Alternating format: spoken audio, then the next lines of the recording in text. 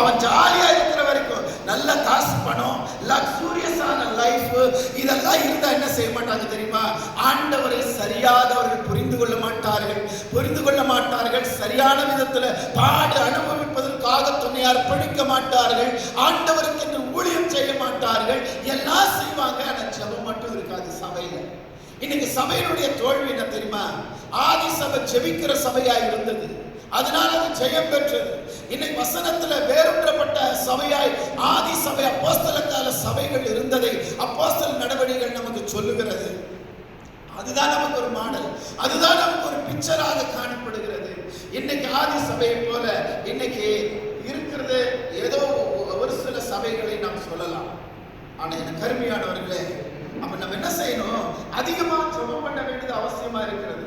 பேதுரு ஒரு சமயத்துல அப்போஸ்தலனாகிய பேதுருவை பிடிச்சு ஜெயில போட்டிருக்கிறாங்க. கிறிஸ்து